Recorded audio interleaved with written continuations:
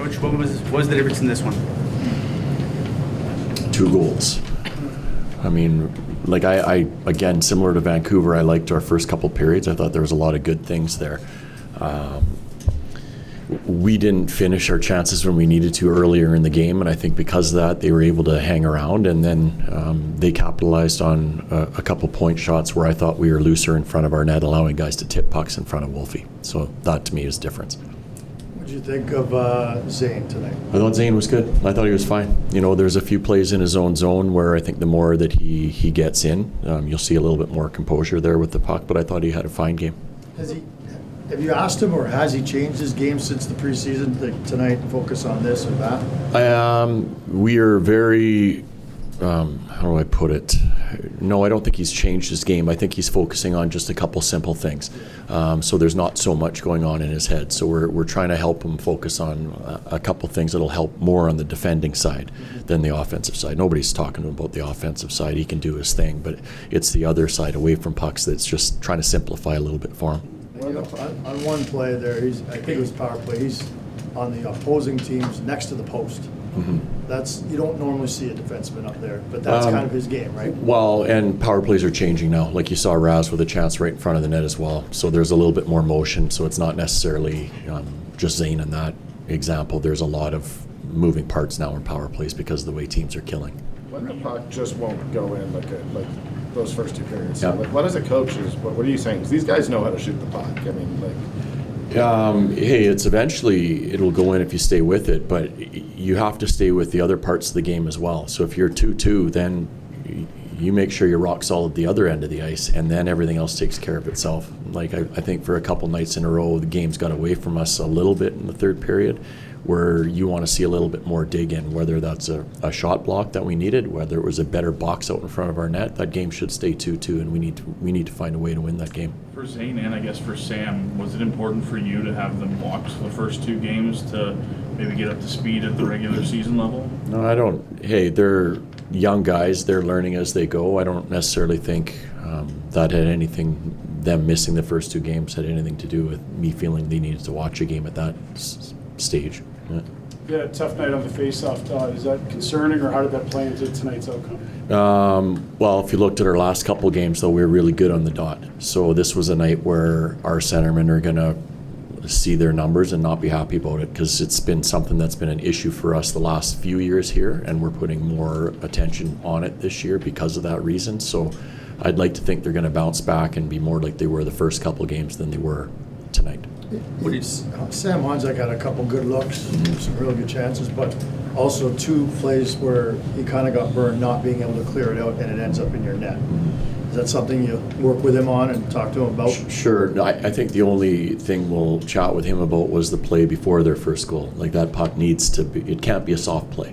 And that's a young guy making a mistake early on, and you know, for us as coaches, he'll know about it.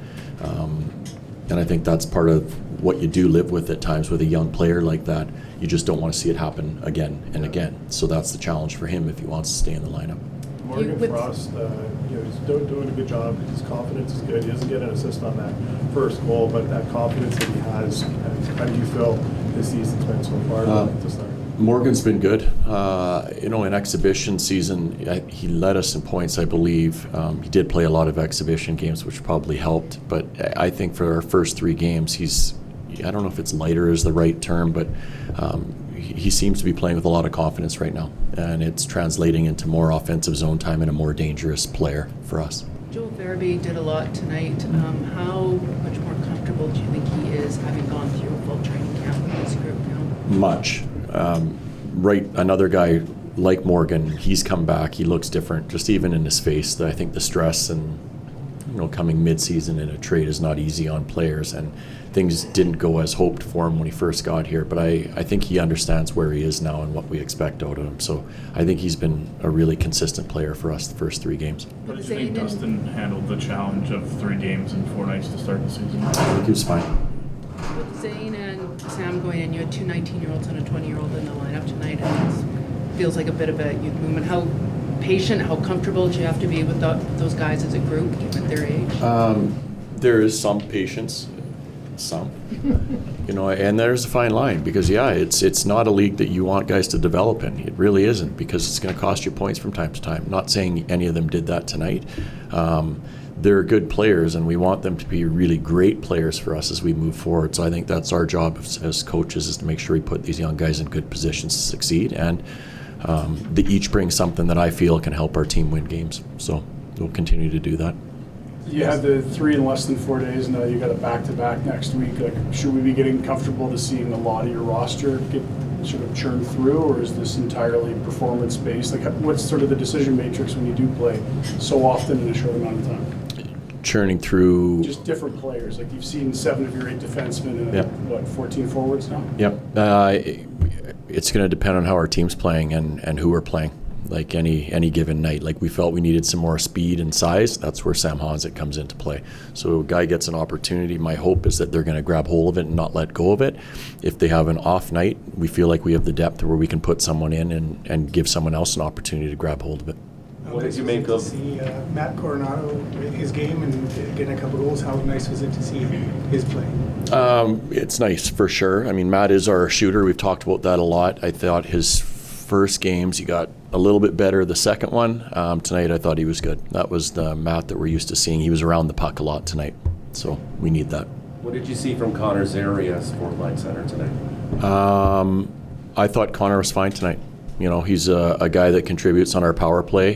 He actually did okay in the face-off circle for the most part when he hasn't taken a lot of them this year, and I thought he was fine.